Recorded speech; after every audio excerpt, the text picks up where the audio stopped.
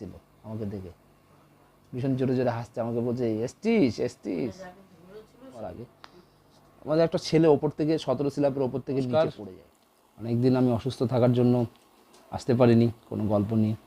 আজ আসলাম আর একটা সত্য ঘটনা নিয়ে। দেখুন, শুনতে থাকুন, ভালো থাকুন। এটা বম্বেরই একটা ঘটনা। সোসাইটিটা এখন ইভেন আমি এখন লোকজন থাকে অনেক, আমি এর জন্য জায়গার নামটা বলবো না। আমি 5 বছর থেকেছি সেখানে। পরবর্তী সময় সেসবগুলো প্রবলেমগুলো ঠিক হয়ে গেছে, মানে সময় লেগেছে প্রবলেমগুলো ঠিক হতে। এখন প্রচুর লোক থাকে। এখন যদি আমি জায়গাটার নাম বলি বা লোকজন ভয় পেয়ে যাবে, বা আমার ওপর অনেক প্রেশার চলে আসে, তাই না? আমি বলে দিই এর জন্য, তারপর আরও বেশি প্রেশার চলে আসবে।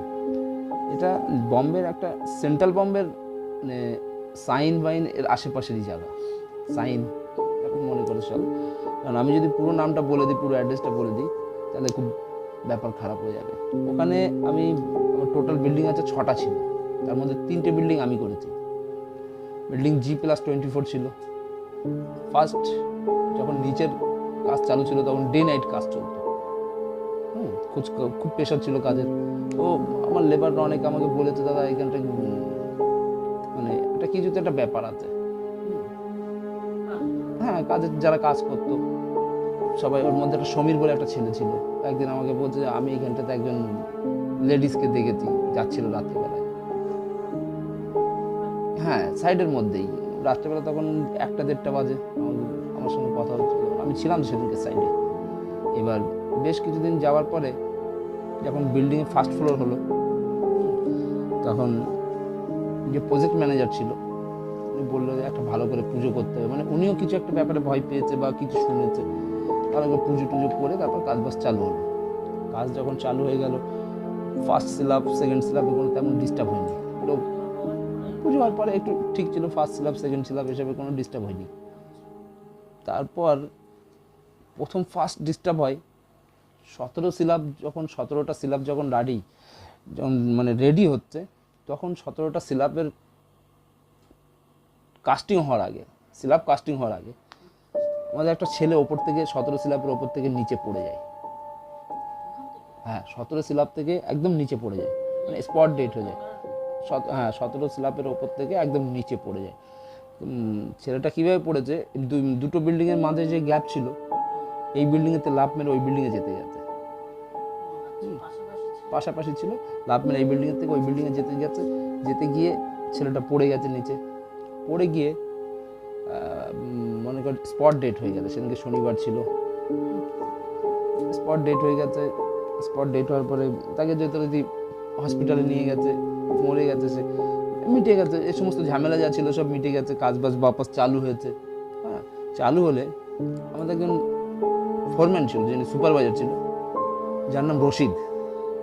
ফার্স্ট ও আমাকে বলে যে, আমি ওকে মামা মামা বলে ডাকতাম, যে মামা আমি যে ছেলেটা মারা গেছিল ওর নাম জিতেন, জিতেন, আমি জিতেনকে দেখেছি। বাট পাগল তো ও সন্ধ্যেবেলা পরে না, আর সাইডে রাত্রেবেলা মনে কর 8টা সাড়ে 8টার সময় ওপরে নাস্তা দিয়ে আসতে হতো লোককে, ও যেতে যেত না। আর একজন বুড়ো সুপারভাইজার ছিল, বয়স্ক লোক, নিমাই কাকা।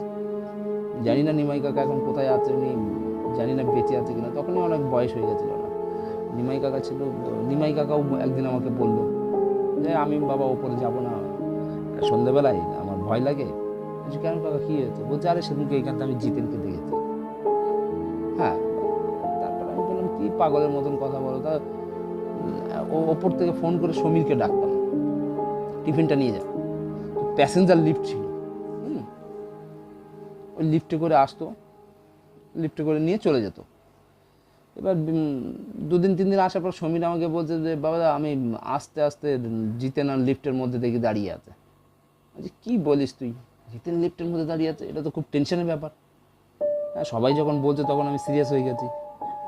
এত লোক তো মিথ্যে কথা বলবে না। তারপর আমি একদিন সন্ধেবেলায় মানে এবার ওইটা হওয়ার পরে না 2-4 দিন আর কোনো এই সমস্ত নিয়ে আলোচনা হয়নি। কাজের প্রেশার, ব্রেনের মধ্যে অনেক টেনশন চলে এসেছে। তো আমি একদিন সন্ধেবেলা ওপরে যাচ্ছি, সেদিনকে কাস্টিং হবে, মানে যে স্ল্যাবটার থেকে পড়ে গেছিল সেই স্ল্যাবটা কাস্টিং হবে। সেই স্ল্যাবটা যখন কাস্টিং হবে, আমি ওপরে যাচ্ছি সন্ধ্যেবেলায়, তখন 8টা সাড়ে 8টা বাজে। যে ছেলেটা পড়ে গেছিলো জিতেন, মনে কর 15 স্ল্যাপের আশেপাশে, 14-15 স্ল্যাপের আশেপাশে হবে, ঠিক আমি কাউন্ট করেছিলাম, কিন্তু এখন তোর মনে নেই, অনেকদিন পুরোনো ঘটনা এটা, মনে কর 2011 ঘটনা। পাশে তোর হচ্ছে 15 স্ল্যাপের ওপরে ওই জিতেনকে দেখি, আমাকে বলছে কোথায় যাচ্ছ দাদা? হ্যাঁ, আমাকে বলছে কোথায় যাচ্ছ দাদা? আমি তো পুরো ঘেমে গেছি, আমি কিছু বলিনি, তাড়াতাড়ি তাড়াতাড়ি ও পড়ে গেছে। হ্যাঁ, দাঁড়িয়ে আছে একদম, মানে সিঁড়ি দিয়ে আমি যাচ্ছি, তো সিঁড়ি দিয়ে যাচ্ছি, দেখি এক সাইডে দাঁড়িয়ে আছে। হ্যাঁ, মানুষের মতন, কিন্তু বোঝা যাচ্ছে যে জিতেন আওয়াজ সেম বোঝা যাচ্ছে। অন্ধকার তো, সিঁড়িটা তো অন্ধকার। আমি তখন চিন্তা করলাম, সালা সিরিয়াস ব্যাপার হয়ে গেছে, ব্যাপারটা তো ম্যানেজমেন্টকে জানাতে হবে। পরে যে ম্যানেজার ছিল, ম্যানেজারের নিচে যে ছিল ওনাকে জানালাম, যে সাইট কনস্ট্রাকশন ম্যানেজার ছিল ওনাকে জানালাম, অনেক লোক জানলো। বিল্ডিংয়ের ইঞ্জিনিয়ারকে একদিন কি বলছে, বিল্ডিংয়ের ইঞ্জিনিয়ার বলছে, আরে কালকে আমি রাত সন্ধ্যেবেলায় নিচে নামছি, তখন দেখি ওই ছেলেটা দাঁড়িয়ে আছে। বলছি কোথায়? বলছে আরে এই 13-14 তলা, মানে ওই যেখানটাতে থেকে পড়ে গেছিলো না, ঠিক ওর 1-2 স্ল্যাব আগে পিছেই থাকে, সবাই যা মানে সবাই বলেছে, হ্যাঁ, ইভেন আমিও ওইখানেই দেখেছি। হ্যাঁ, এবার এই সমস্ত চলতে থাকলে তারপরে একদিন ম্যানেজার পর্যন্ত এই সমস্ত যখন গেছে, তখন ব্যাপারটা সিরিয়াস হয়ে গেছে। ব্যাপারটা সিরিয়াস হলে না, কেউ তেমন কিছু অ্যাকশান নেয়নি, কেউ অ্যাকশান নেয়নি। তারপর আমি রাত্রেবেলা কাজ বন্ধ করে দিলাম। রাত্রেবেলা কাজ বন্ধ করে দিলে মানে 7টা 7:30টার পরে আর কাজ করতে যেতাম না। চারিদিকে লাইট ফাইট লাগিয়ে দিয়েছিলাম সিঁড়িতে, কোম্পানিকে বলে। তো আমাদের কোম্পানিতে একটা ওয়্যারম্যান ছিল, ওয়্যারম্যানটার একদিন কী হচ্ছে, মানে সন্ধ্যেবেলা লাইট লাগাতে একটা ইউজি ট্যাঙ্ক ছিল নিচে, ওই ট্যাঙ্কের পাশে লাইট লাগাতে গেলে ওর নাকি হাত ধরে টান দিয়েছে। ছেলেটা তো চিৎকার করে উঠেছে, সবাই দৌড়ে গেছে, দৌড়ে গিয়ে দেখে বেহোশ হয়ে গেছে। হাত ধরে টানাটানি করেছে, সবাই বেহুশ হয়ে গেছে। তখন ছেলেটা বেহুশ হয়ে গেলে তখন এটা কী জানিস তো, এটা আত্মাটা ঠিক যখন শান্তি না পায় মরে যাওয়ার পরে, স্যাটিসফাই না হওয়া পর্যন্ত, বাই মিস্টেকলি হয়ে গেছে, স্যাটিসফাই না হওয়া পর্যন্ত এখান থেকে যেতে পারে না। এটার অনেক কারণ আছে এগুলো হওয়ার, মুক্তি না পাওয়া পর্যন্ত যেতে পারে না। ইভেন তুই যদি এমনি যার অপমৃত্যু না হয়, মানে একটু গড মৃত্যু হয়, যাদের ঈশ্বরের মসজিদে যাদের মৃত্যু হয় বা মরার সময় হয়ে গেলে, তারাও কিন্তু যেতে পারে না এত তাড়াতাড়ি।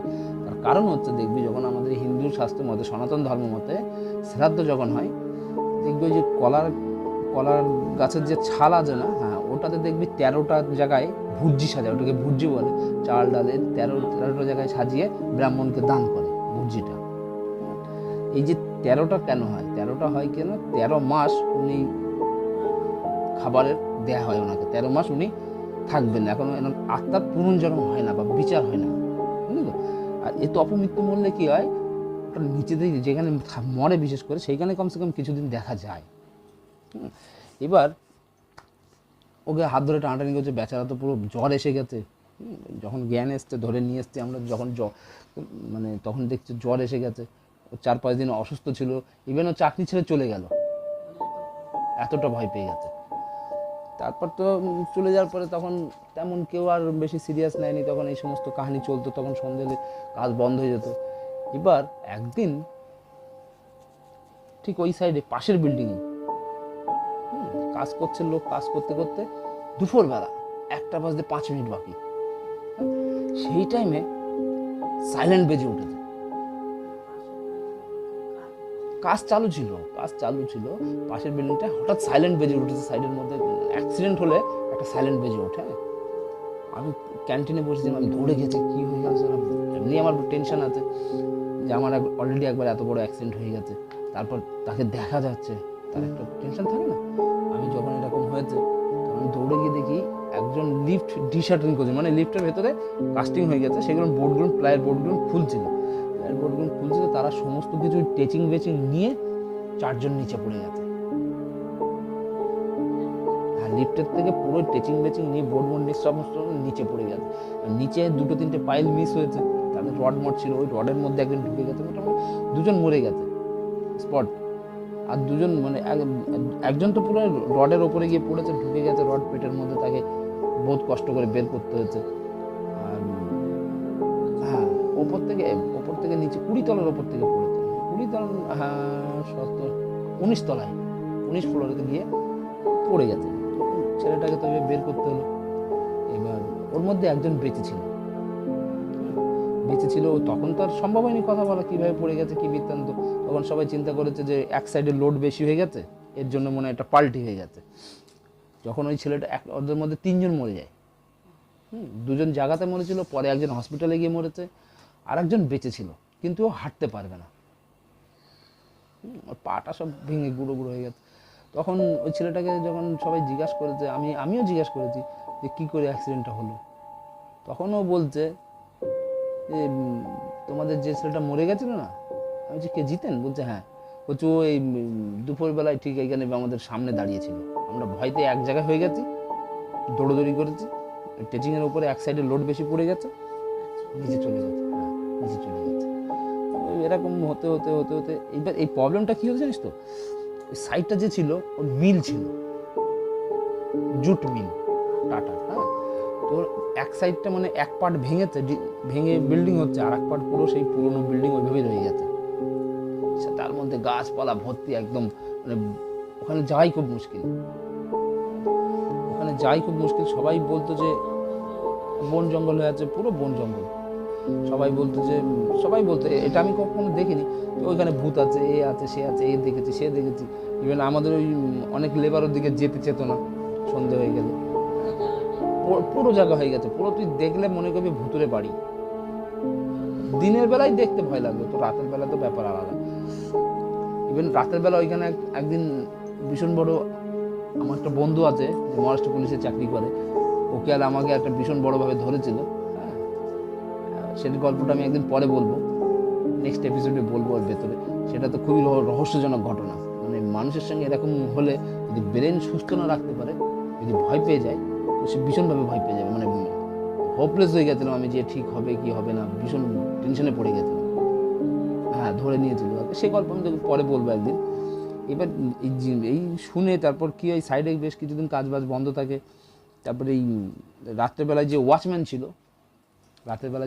ছিল, একদিন ওকে মানে 12টা সাড়ে 12টার সময় খেতে গেছিলো। হ্যাঁ, দুটো ওয়াচম্যান ছিল নাইটে, ও খেতে গেছিলো, আর আমি তখন সাইডের থেকে বেরোচ্ছি, তখন 2-2:30 বাজে, কাজ বন্ধ হয়ে গেছে, তখন কাজের খুব প্রেশার ছিল, শেষের দিকে চলে আসতো তো। এবার বেরিয়ে যাচ্ছি, তখন ওয়াচম্যানটা দেখি খেতে গেল। পরের দিনকে সকালবেলা এসে শুনি ওয়াচম্যানটাকে ধরে পিটিয়েছে, ওয়াচম্যানটাকে দমাদম চট দিয়েছে। ওয়াচম্যানটার মানে শরীর খারাপ হয়ে গেছে, সেও অসুস্থ হয়ে গেছে, ভয়তে অসুস্থ হয়ে গেছে। তো আর একটা ওয়াচম্যান আছে, বলছে ভাই বহুত দিন ধরে প্রবলেম হচ্ছে, কাকে বলবো আমরা, বললে লেবার ভয় পেয়ে যাবে। কেমন প্রবলেম হয়? তো এসে ডাকে, গেটের শব্দ শুনতে পাই অনেক সময়, কেউ গেট খোলার চেষ্টা করছে। রাত্রেবেলা এমন মনে হয় কেউ ওপরে আছে, দমাদম আওয়াজ হয়। তারপর যেখানটাতে অ্যাক্সিডেন্ট হয়েছিল, কখনো কখনো মনে হয় যে ওইখানে কেউ ধর্মুর করে কিছু পড়ে গেল ওইখানে। নানান রকম প্রবলেম এরকম হতে থাকলে তারপরে সাউথ থেকে একজন পণ্ডিতকে আনা হয়, সাইডে কাজ করা খুব মুশকিল হয়ে যাচ্ছিল, অ্যাক্সিডেন্ট হতো খালি। তারপর ইভেন ওইখানে আর একজন ইঞ্জিনিয়ার মারা যায়, মারা যাওয়ার পরে অ্যাক্সিডেন্ট মরে যায়, ওপর থেকে একটা বড় লোখণ্ডের টুকরো এসে তার মাথায় পড়ে। ইঞ্জিনিয়ারটার কিছুদিন পরে বিয়ে ছিল। এই সমস্ত যখন অ্যাক্সিডেন্ট হতে থাকে, তখন যখন এই সমস্ত ঝামেলা হয়, তখন সাউথ থেকে একজন বড় পণ্ডিতকে আনা হয়। উনি পণ্ডিত ছিল কেমন জিনিস তো, উনি একজন পাক্কা ব্রাহ্মণ ছিল, আর এইসব ব্যাপারে মানে এই ভৌতিক ব্যাপারে ওনার খুব জ্ঞান ছিল, ভীষণই জ্ঞান ছিল, আত্মার সম্বন্ধে খুব জ্ঞানী ছিল তিনি। আত্মা মৃত্যুর পরে কি হতে পারে বা কি হয়, কি হওয়া উচিত, বা এরকম কোইন্সিডেন্ট হয়ে গেলে কি করতে হবে, সেই সমস্ত ব্যাপারে ওনার খুব, প্যারাসাইকোলজি হিসেবে উনি একজন জিনিয়াস লোক ছিল, যেটা আমি নিজের চোখে দেখেছি। উনি ওইখানে যজ্ঞ করার পরে, হ্যাঁ, খুব অভিজ্ঞতা ছিল। আমি এটা সেই পুজোর দিনকে মানে যারা ওই পুজোর ওইখানে স্থানে ছিল, তারা নিজেরা ঠিক সে কথা ভাষায় প্রকাশ করা মুশকিল, আমরা নিজেরা মানে মেহসুস করেছি ওই জায়গাটাতেই পুজো হয়েছে। আমরা নিজেরা মেহসুস করেছি যে এখানে কিছু একটা ব্যাপার চলছে, বা কেউ বন্ধ করার চেষ্টা করছে, এটা বাধা সৃষ্টি করছে, আমরা নিজেরা মেহসুস করেছি। যেমন আগুন জ্বলতে জ্বলতে নিভে যাওয়ার মতন ব্যাপার, মানে কেউ জল ঢাললে যেরকম হয়ে যায় সেরকম ব্যাপার, বহুত রকম বাধা, বিভিন্ন রকম বাধা এসছে। আর যে পুজো করছিল, ওনার সঙ্গে আরও ব্রাহ্মণ এসেছিল, যে পুজো করছিল উনি আগেই বলেছিল যে এখান থেকে কেউ উঠে যাবে না, এখান থেকে যখন পুজো হবে তখন এখান থেকে কেউ উঠে যাবে না, উঠে গেলে কিন্তু তার মানে তার অশুভ কোনো কিছু হতে পারে, এর জন্য এখান থেকে কেউ উঠে যাবে না। তারপরে পুজো হয়ে গেল, পুজো হয়ে গেলে বেশ কিছুদিন তারপর কাজ চললো, কিছু হয়নি। সোসাইটি রেডি হয়ে গেল, কমপ্লিট হয়ে গেল, সোসাইটিতে লোক থাকতে আসলো। লোক থাকতে আসলে না আস্তে আস্তে যে পুরোপুরি ঠিক হয়েছে তা নয়, পুরোপুরি যে ঠিক হয়ে গেছে তা নয়। পুজোর পরে মনে কর এখানে 7B বলে একটা উইন ছিল, ওই উইনে তারপর ওখান থেকে সরে গিয়ে ওই সাইডটা মানে একটু পেছন দিকে গিয়ে ওদিকে একটু উৎপাত শুরু হয়েছিল। 7Bতে 2-3টে ফ্যামিলি ছিল। ওনার একজন বউকে ভূতে ধরে, ভূতে ধরলে আমি গেছিলাম দেখতে, কেননা যেহেতু আমরা মেনটেন্যান্স দেখতাম, আমার লেবার ছিল 4-5টা, হ্যাঁ মেনটেন্যান্স দেখতাম, তো আমি গেছিলাম দেখতে। পুরো গলার আওয়াজ জিতেনের মতন, গলার আওয়াজ পুরো জিতেনের মতন। হ্যাঁ, আর আমাকে দেখে পুরো ভীষণ জোরে জোরে হাসছিল, আমাকে দেখে ভীষণ জোরে জোরে হাসছে, আমাকে বলছে এসছিস। মহিলা, লেডিস ছিল, আওয়াজ বেরোচ্ছিল জেন্টসের। এরকম অনেক ঘটনা 2-4 বার হওয়ার পরে আস্তে আস্তে লোক বেড়েছে, অনেক। হ্যাঁ, তারপর সিসিটিভি, তারপর লাইট চারিদিকে হয়ে গেছে, লোকজন বেড়ে গেছে। তারপর ধীরে ধীরে ধীরে আমি 5 বছর ছিলাম ওই সোসাইটির মধ্যেই। হ্যাঁ, এটা আমি বুঝলাম কি, দেখ যখন যেখানটাতে অ্যাক্সিডেন্ট হয়েছিল সেখান থেকে সরে যখন ওই পেছন দিকটাতে গেছে, যখন পেছন দিকটাতে প্রবলেম হয়েছে, তো যে ভাঙা যে মিলটা আছে অর্ধেক যে পড়ে আছে, তো ভেতরে কোথাও চলে গেছে, জঙ্গলে কোথাও থাকে, বা জানি না উনি কোথায় গেছে বা ও কোথায় গেছে, সেটা তো সম্বন্ধে আমার জ্ঞান নেই। তবে এগুলো কোইন্সিডেন্টলি এগুলো প্রচুরভাবে মানে এত টর্চার করে যে সাইডের মধ্যে, আরও অনেক আমি ভুলে গেছি, এরকম প্রচুর ছোটো ছোটো টর্চার, ছোটো ছোটো ব্যাপারে। মানে অনেক সময় এরকম মনে হতো, সকালবেলা আমি খুব ভোরবেলা উঠতাম, উঠে সাইডে আসতাম, তো এমন মনে হতো যেন জিতেন চা, মানে আমি চা খেতাম খুব তখন, এমন মনে হতো ও আমাকে এসে বলতো চা দেবে, আমার 1 কাপ চা দেবে, চা খাওয়াবে, এরকম মনে হতো যে জিতেন যেন আমার বললো চা দেবে, এরকম একটা আমার ফিল হতে তখন। এরকম প্রবলেম বোধ হয়েছে, হতে তারপর ধীরে ধীরে লোকজন বেড়ে গেছে। আমি আর আমার একটা বন্ধু ওই সোসাইটির মধ্যে থাকতাম, কোম্পানি থেকে আমাদের ওখানে থাকার ব্যবস্থা করে দিয়েছিল। আমরা থাকতাম 24 ফ্লোরে, 24 তলাতে আমরা থাকতাম। তো কখনো আমি লিফটে একা আসতাম না, একটা ভয়, যেহেতু যে বিল্ডিংটাতেই ওই বিল্ডিংটাতেই ওরা 4 জন পড়ে মারা গেছিল ওই লিফটের মধ্যে, তো এর জন্য আমি কখনো একা আসতাম না। আতঙ্ক তো অবশ্যই, আমি কখনো একা আসতাম না, চিন্তা করতাম সালা কী হবে না হবে তার কোনো ঠিক নেই, নানান রকম প্রবলেম ক্রিয়েট হতে পারে, এর জন্য আমি কখনো একা আসতাম না। এখন সোসাইটিতে এখনও আমি যাই, ওখানে আমার অনেক বন্ধু বান্ধব থাকে, আমার ওই সোসাইটিতে এখন কোনো রকম প্রবলেম বা কিছু এরকম কিছু শোনা যায় না। বসতি প্রচুর, সব সোসাইটিতে সব করে মনে কর 7টা বিল্ডিং, হ্যাঁ 7, বা ইভেন্ট ওই প্রজেক্ট খতম হওয়ার পরেও না, আমি যে 5 বছর থেকেছি, 5 বছরের মধ্যে 1-1.5 বছর শোনা গেছে সব, হ্যাঁ 1-1.5 বছর শোনা গেছে। তারপর ধীরে ধীরে লোক বেড়ে গেছে, লোক বেড়ে যাওয়ার পরে কমে গেছে সমস্ত টর্চার, এসব অত্যাচার কমে গেছে। তো এরকম হ্যাঁ, খালি জায়গা থাকলে এরকম বহুত কিছু আছে। আজকের এটাই গল্প ছিল। নেক্সট ওই সাইডে যে আরেকটা গল্প আছে, মানে ওই সাইডেরই না ফেস করা ভীষণ কঠিন ব্যাপার, আর যতটা এটা ভাষায় প্রকাশ করা খুবই মুশকিল, কিন্তু আমি যেটা ফেস করেছি বা নিজের চোখে যেটা দেখেছি সেটা ভাষায় প্রকাশ করা ভীষণ কঠিন। আর এ তো কিছু না, ওই সাইডেরই একটা ঘটনা, সেটা আমি কালকে বলবো। ওটা তো এত ডেঞ্জার ছিল না। আমার সঙ্গে আর আমার একটা বন্ধুর সঙ্গে, যে পুলিশের চাকরি করতো, হ্যাঁ করতো কি, যে এখনও পুলিশের চাকরি করে, এখন তো পুনাতে পোস্টিং আছে ওর, আমাকে মাঝে মধ্যেই কথায় বা মুম্বাই গেলে ওর সঙ্গে দেখা হয় আমার। তো ও আর আমার একদিন রাত্রেবেলা ওখানে দাঁড়িয়ে কথা বলার সময় সে একটা ভীষণ বড় হিস্ট্রিক্যাল ব্যাপার, আমি তোকে সেই গল্পটা কালকে শোনাবো, খুবই ডেঞ্জার ব্যাপার, ওটা শুনলে তো তুই আরও ভয় পেয়ে যাবি, ওটা আরও খতরনাক ছিল। তো বন্ধুরা, আজকে এই পর্যন্তই, কালকে আবার নতুন গল্প নিয়ে আসবো। ভালো থেকো, নমস্কার।